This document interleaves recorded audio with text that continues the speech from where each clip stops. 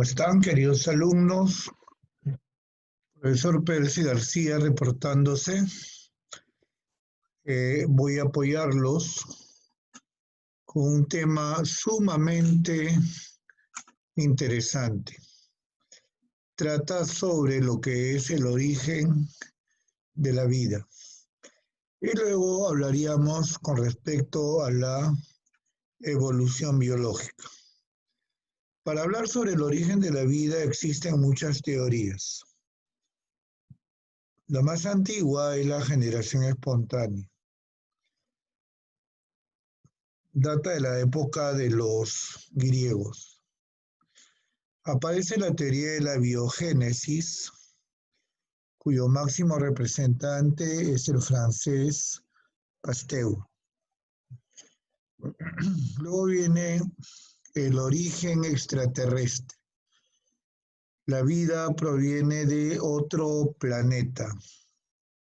¿Sí? Su máximo representante, el sueco Arrhenius. Pero la teoría más aceptada para explicar lo que es el origen de la vida es justamente la teoría quimiosintética propuesta por el ruso Oparin. Posteriormente vamos a hablar lo que es una evolución. Vamos a conversar sobre las teorías evolutivas. ¿Sí? Hay varias teorías. Esta última es la más aceptada, que es la teoría sintética o neodarwinismo, cuyo máximo representante corresponde a la primera figura, el ucraniano Dobzhansky. ¿Sí? Posteriormente vamos a ver las evidencias, también llamado pruebas de la evolución. La primera prueba es la prueba paleontológica. Luego hay las pruebas de la biogeografía, de la anatomía comparada, que es la que siempre viene cuando un alumno quiere postular, de la embriología comparada, de la bioquímica comparada. Esto que estás viendo son los factores, los mecanismos que permiten cómo los seres vivos pueden transformarse. Sinónimo, puede haber una evolución. Sí, hay tipos de evolución, micro, macro, hasta mega evolución hay.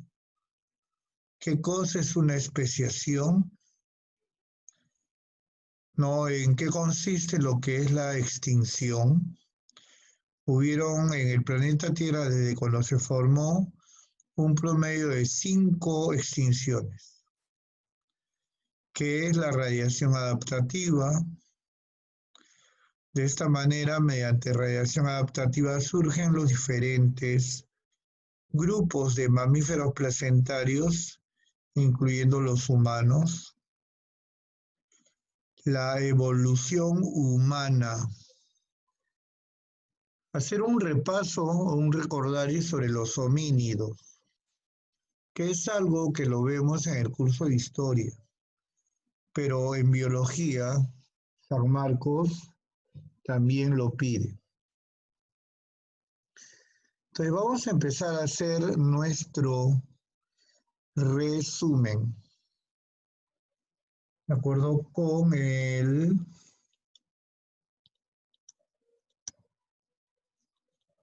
origen de la vida. El origen de la vida. Te dije hace un rato que hay muchas teorías que explican este origen. La más antigua se llama la generación espontánea.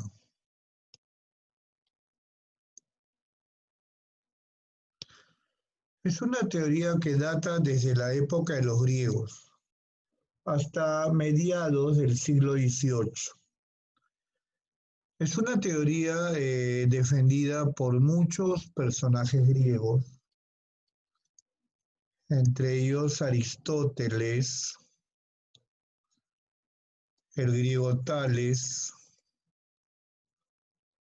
¿Qué sostienen ellos? Que la vida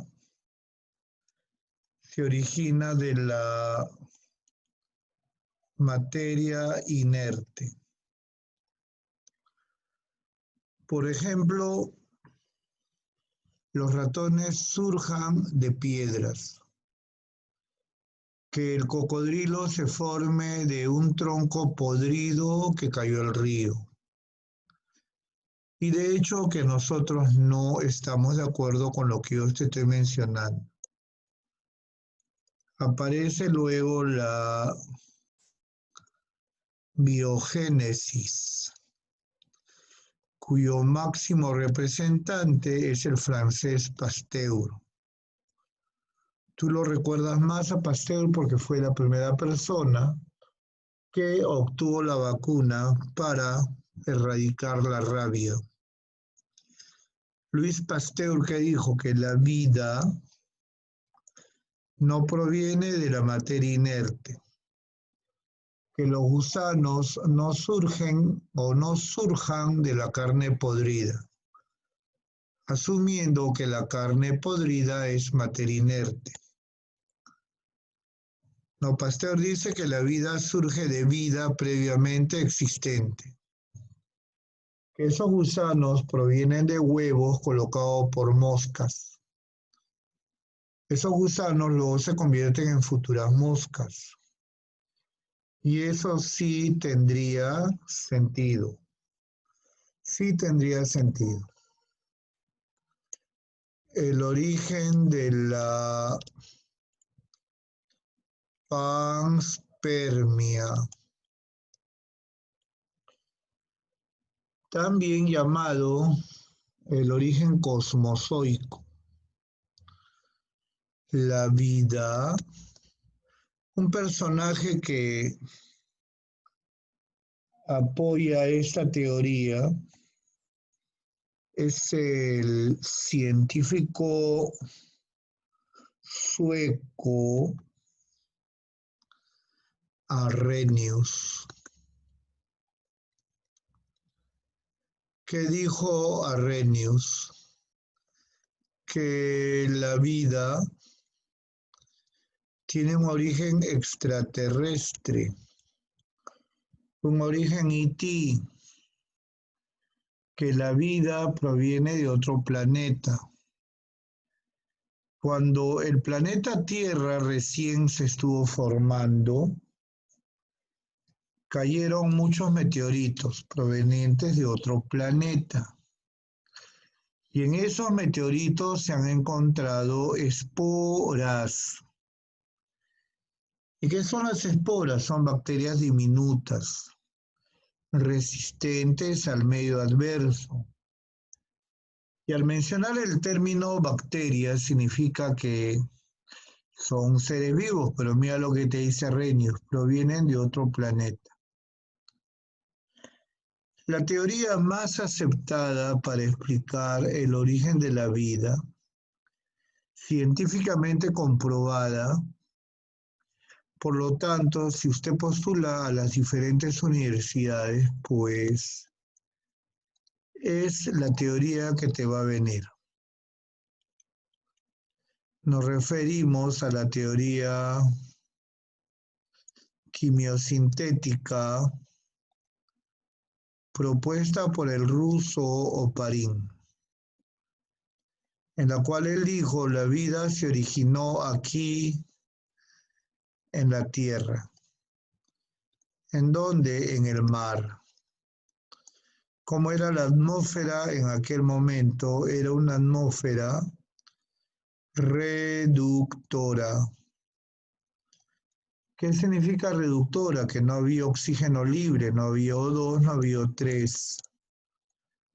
En cambio, habían gases raros como el metano, como el amoníaco. Esos gases cayeron al mar,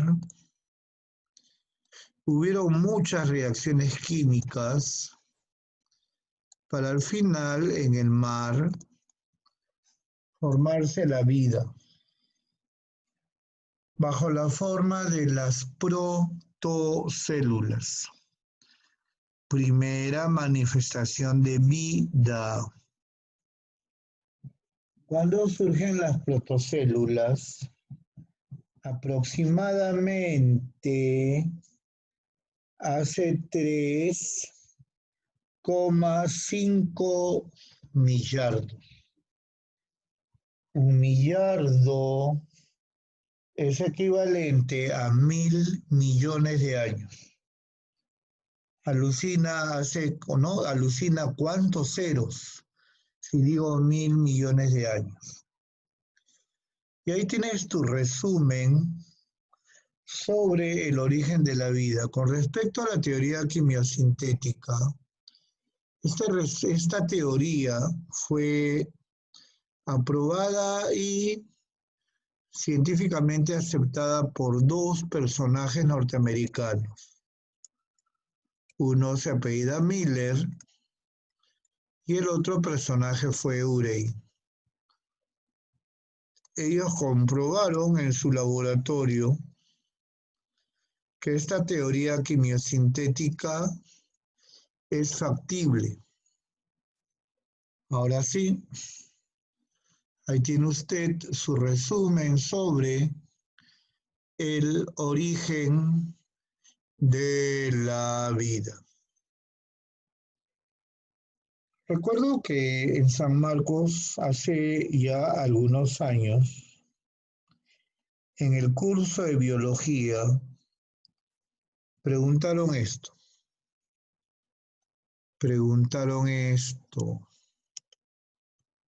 Las eras geológicas, que es un mundo. Solamente quieres que te haga un resumen bacán sobre eras geológicas, por lo menos 1 hora, por lo menos. Yo lo voy a hacer en menos tiempo. Espero que sea de tu agrado. En forma resumida, se presentan 3 eras geológicas. ¿Cuáles son?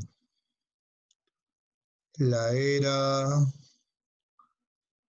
paleozoica, mesozoica y cenozoica.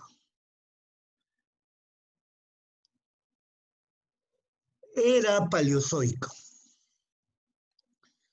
también llamado la era primaria. Se inició hace 570 millones de años. Acabó hace 248 millones de años. En esta era, en el mar, surgen los primeros invertebrados acuáticos. Uno de esos ejemplos en la actualidad son fósiles. Se le conoció como trilobites. En el mar, en esta era, surgen los primeros vertebrados. Al comienzo los peces, luego los anfibios. A finales de esta era hubo un gran cataclismo, que es terremoto grado 100, grado 200, sin exagerar, hasta más todavía. Eso que provocó que de las profundidades del mar surja un gran supercontinente, la Pangea. Pangea. Y ahí tienes tu resumen sobre la era paleozoica, también llamado primario. Ahora viene la era Mesozoica. Llamaré también secundaria. Se inició hace 248 millones de años y acabó hace 65 millones de años. Esta era mesozoica comprende 3 periodos. Periodo Triásico, Jurásico y Cretácico. Fue en el periodo Triásico en donde surgen en el mar pequeños, tenían la forma de una lagartija, los reptiles. Y fueron los reptiles los primeros vertebrados acuáticos en conquistar la superficie terrestre. ¿De qué manera? En ellos el nacimiento es por huevos, pero son huevos con cáscara. Huevos con cáscara. Segundo periodo. Periodo Jurásico. En ese periodo surgen un grupo de reptiles grandes llamados los dinosaurios. Un periodo más.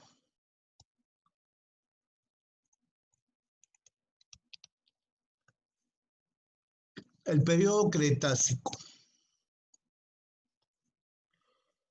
En el periodo Cretácico se extinguen la mayoría de los dinosaurios y los que quedaron se convirtieron en aves. Surgen las aves, mitad ave, mitad reptil. ¿Y cuál es el nombre de primera vez que surgió? Ya volaba, en su pico tenían dientes. En la actualidad ningún ave tiene dientes en su pico. Nos referimos a este ejemplo de ave. El Archaeopteryx es una sola palabra. Archaeopteryx. ¿Está bien? ¿Qué más?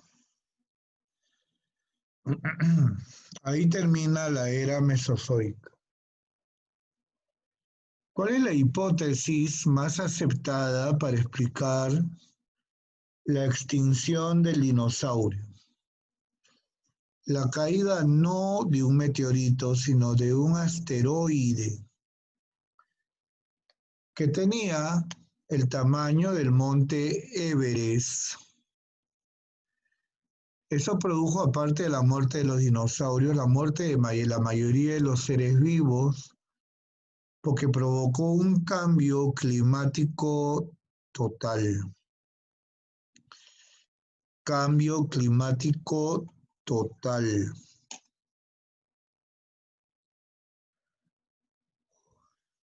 Y eso es la era mesozoica. Entramos a la última era. Ahorita nos encontramos en esta era, la era cenozoica,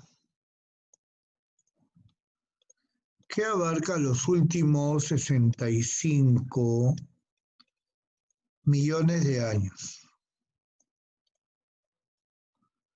Esta era cenozoica comprende 2 periodos. El periodo terciario y el periodo cuaternario. Fue en el periodo terciario, de un grupo de reptiles que no son los dinosaurios, surgen los mamíferos, los primeros mamíferos. Ahorita nos encontramos en el periodo cuaternario, que abarca los últimos 5 millones de años, hasta ahorita. Este periodo cuaternario presenta dos épocas, el Pleistoceno y el Holoceno. Tu profesor de historia del Perú al Pleistoceno le dice el Paleolítico. Fue en la época del Pleistoceno donde surge un grupo de mamíferos primates, nuestros antecesores. Nos referimos a los homínidos. Homínidos. ¿En qué época estamos ahorita? Ahorita estamos en la época del Holoceno, que abarca los últimos 117.000 años antes de Cristo. Hasta ahorita, ¿no? 2020 después de Cristo. Si compara las fechas antes con después de Cristo, te das cuenta que las fechas después de Cristo, estamos ahorita en el 2020, prácticamente no es nada con respecto a los antes de Cristo. Y ahí tienes tu resumen sobre las eras geológicas. ¿Qué te parece? Vamos a hacer ahora, seguimos avanzando, nuestro resumen sobre la evolución humana. Es hablar sobre nuestros antecesores. Nos referimos a los homínidos.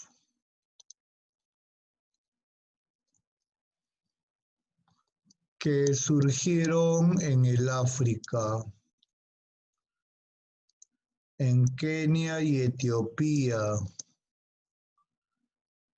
en un valle conocido como el Valle del Gran Rif. ¿Cuál es el nombre del primer homínido? Llámale el Sahelanthropus, conocido con el nombre vulgar de Toumai, que es una palabra africana. En español significa esperanza de vida, porque hay que recordarlo, fue el primer homínido. fue el primer bípedo. Los primeros en ponerse de pie porque se apoyaban sobre 4 extremidades. Pero ojo, repito, solamente los primeros en ponerse de pie. Querían caminar peor que bebés. Cuando yo digo primer bípedo, no significa que fueron los primeros caminantes entonces. The walkers, ¿no? The walkers, caminantes. Segundo homínido. Son los Australopithecus. Hay muchas especies. La más conocida, Australopithecus afarensis. Encontraron el esqueleto casi completo de una hembra a la cual le pusieron de nombre Lucy. ¿Sí? Siguiente homínido, considerado como el primer Homo, se llama el Homo habilis. Homo habilis. Porque hay que recordarlo, fueron los primeros que usaron la piedra. Luego con esa piedra estos homínidos sí construyeron sus armas, sus primeras armas. Tenían miedo a lo desconocido. De su caverna hacia afuera, por ahí caminaban un poco y luego desesperados llegaban de nuevo a su cueva, porque tenían miedo a la oscuridad. Hay una película en dibujos animados, La familia de los Croods, una familia Homo habilis, torpes para caminar, de repente estaban corriendo, se cansaban y otra vez se apoyaban sobre sus 4 extremidades. ¿De acuerdo? Sobre sus 4 extremidades. Hablar de un ejemplo de Homo habilis es hablar sobre, eso te va a enseñar tu profesor de historia, el hombre de Olduvai. Por ahí le dicen el hombre de Tanzania, el hombre de Kenia. Siguiente homínido, considerado como el segundo Homo, llamado el Homo erectus. Porque hay que recordarlo, utilizaron a la perfección el fuego. ¿Qué más? Excelentes caminantes.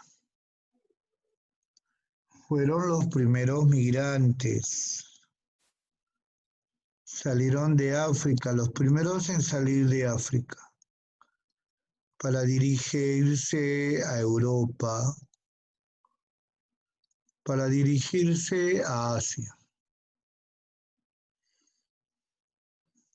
Tu profe de historia, sí, cuando habla de Homo erectus, te va a hablar pues de el hombre de Java, también llamado el hombre de Trinil, que es una variedad de Homo erectus. Otro ejemplo puede ser El muchacho de Turkana. Cuando viste la película Los Croods, había una de las hijas Croods que conoció a un joven, flaco, aventurero, como le gustaba jugar con el fuego. Es justamente, ¿de acuerdo? Es justamente un homo erectus. Sí, el muchacho de Turkana. Sino que tu profesor de historia te habrá mencionado luego, existen variedades de Homo erectus, como el hombre de Java, como el hombre de Pekín. ¿Sí? Sino que a ese hombre de Java también se le llama el hombre de Trinil. El hombre de Trinil. Siguiente homínido, considerado como el primer Homo sapiens. Es el Homo sapiens neanderthalensis. Tú lo conoces como el hombre de Neandertal. Fueron los primeros en utilizar un lenguaje articulado. Como el frío era sumamente extremo, fueron los primeros en usar abrigos de pieles de animales. Y el dato que te voy a mencionar ahorita, hace años San Marcos lo preguntó en el curso de biología. Fueron los primeros en enterrar a sus muertos. En enterrar a sus muertos. Número 6. Último Homo sapiens. Es el Homo sapiens sapiens, el hombre de Cromañón. Porque hay que recordarlo, desarrolló un tipo de arte llamado el arte parietal. Parietal proviene de la palabra pared. A este arte parietal, también llámala como las pinturas rupestres, en la cual escenificaban cacerías. Ellos mismos se dibujaban cazando pues a los animales que les va a servir de comida. Y ahí tienes tu resumen sobre evolución humana. Sobre evolución humana.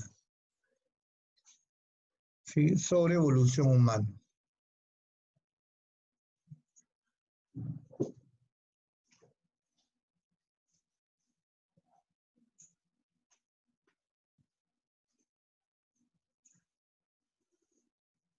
A continuación vendría lo que son las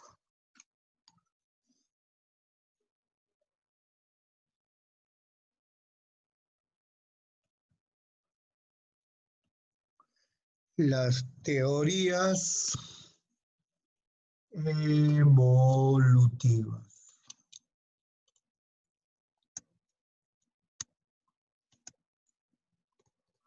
Teorías evolutivas. Eso tocaría.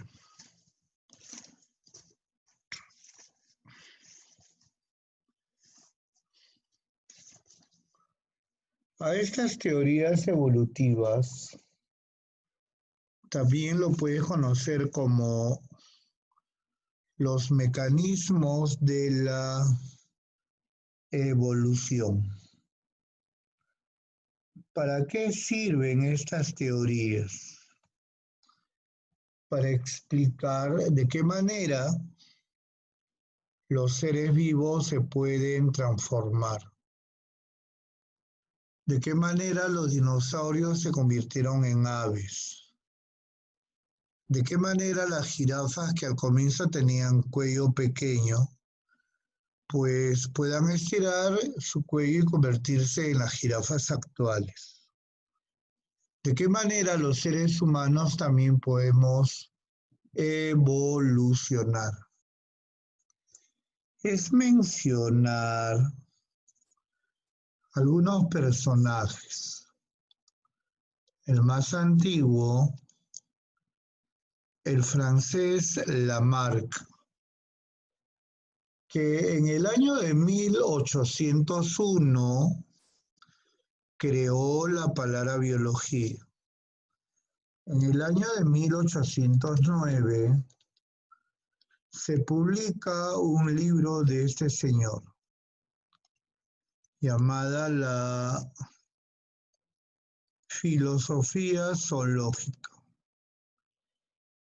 En este libro Lamarck propone una teoría evolutiva llamada la herencia de los caracteres adquiridos. Herencia de los caracteres adquiridos. También llamado el transformismo. O si deseas, dile el lamarquismo. En esta teoría, Lamarck menciona un factor evolutivo. No te pierdas con mis abreviaturas. Un factor evolutivo. Un agente de cambio, también llámalo así, responsable que los seres vivos puedan evolucionar. Me estoy refiriendo al medio que nos rodea. Puede provocar un cambio, puede provocar una evolución. Para poder entender mejor esto, Lamarck menciona dos leyes. La ley del uso, la ley del desuso. Uso y desuso. Para explicar la ley del uso, Lamarck menciona como ejemplo el cuello de las jirafas. Y del desuso, la visión del topo. Para Lamarck, la evolución es gradual. Se realiza poco a poco, a través de los años. Un pequeño resumen sobre el personaje Lamarck. Otro personaje, el inglés Charles Darwin. Inclusive mencionan a otro, Darwin y Wallace. Quedémonos con Darwin. En el año de 1859 se publicó un libro de Darwin llamado Sobre el origen de las especies. Origen de las especies. En ese libro, Darwin propone una teoría evolutiva llamada la selección natural. Si deseas, dile darwinismo. Esta selección natural es considerado como el principal factor evolutivo, agente de cambio. Gracias a la selección natural ocurre una transformación. Sinónimo, una evolución. ¿Qué abarca la selección natural? Comprende en primer lugar a la reproducción, que es la formación de descendencia. Como resultado de esta reproducción, en la descendencia va a haber una variación. No todos los hijos son iguales. ¿Qué ejemplo de ser vivo él mencionó para explicar sobre su variación?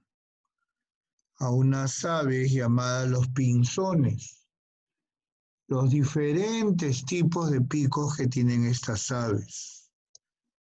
Como resultado de esta variación, va a haber una lucha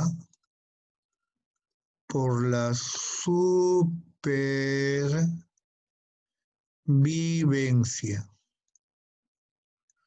Me refiero a la ley del más apto, del más fuerte, que los débiles no puedan seguir existiendo, solo los fuertes. Y estos que quedan, los más fuertes, son los que al final van a poder transmitir sus características a la descendencia. Para Darwin, igual que Lamarck, la evolución es gradual. Sinónimo, lenta. Lenta. Siguiente personaje. El holandés Hugo de Vries. Se escribe Bries. En el año de 1909 se publica el libro de este señor, llamada La mutación. En este libro, de Vries propone una teoría evolutiva conocido como la teoría mutacionista.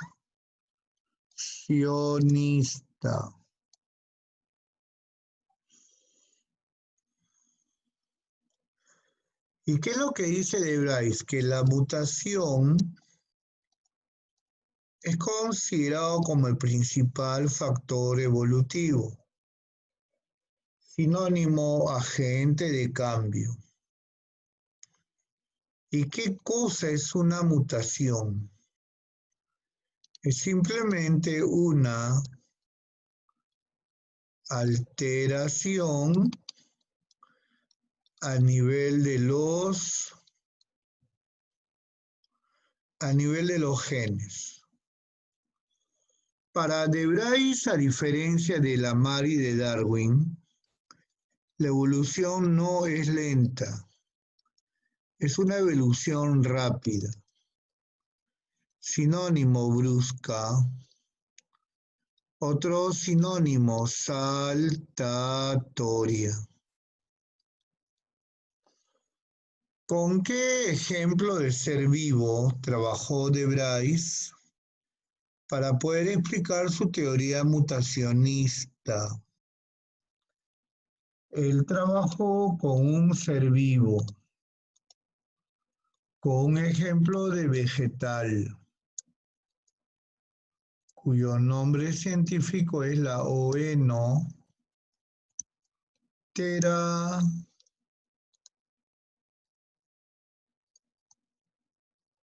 lamarckiana. Sí, es un vegetal, es una planta. Siguiente personaje. El ucraniano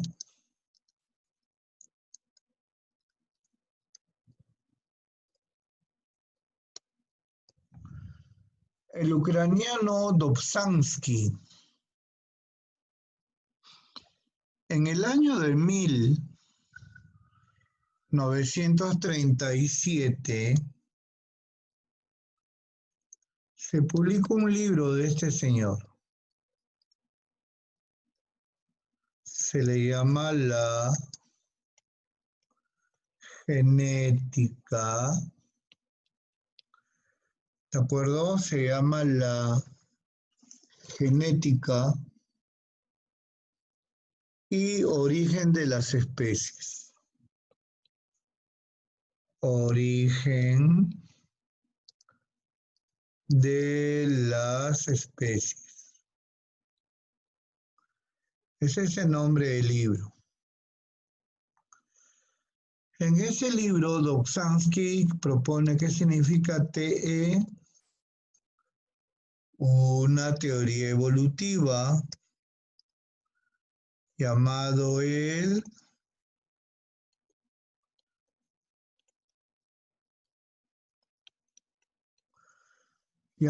neodarwinismo, también llamada teoría sintética. ¿No te gusta teoría moderna de la evolución?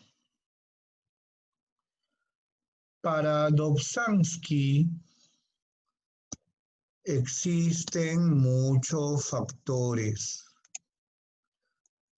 que provocan un cambio. Menciona al crossing over. Primer factor, ¿te acuerdas qué es el crossing over? Intercambio de genes entre cromosomas homólogos. Otro factor para que ocurra una evolución es la selección natural que propone Darwin. Otro factor son las mutaciones que propone De Vries. Profe, ¿y Dobzhansky no aporta sus propios factores? Sí. Las migraciones,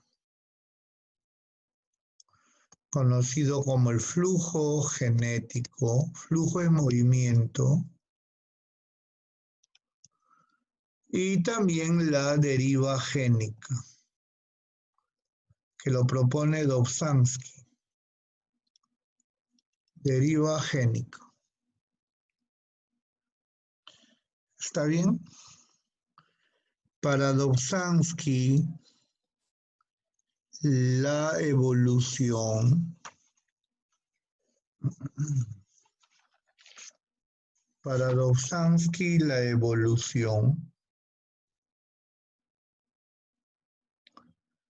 ocurre, los cambios van a ocurrir en la frecuencia, si quieres di número de genes, pero ¿qué hay en dónde? En una población. Sí, es la frecuencia de genes propias de una población. Esa frecuencia de genes es lo que se va a alterar, va a provocar un cambio. ¿Con qué ser vivo trabajó Dobzhansky? Con una mosca. La mosca de la fruta. ¿Y cuál es el nombre científico de esta mosca de la fruta? El nombre científico es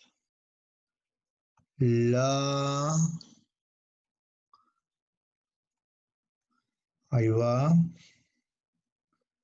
es la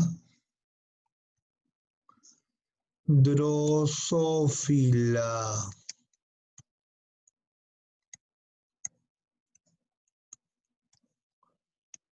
Melanogaster.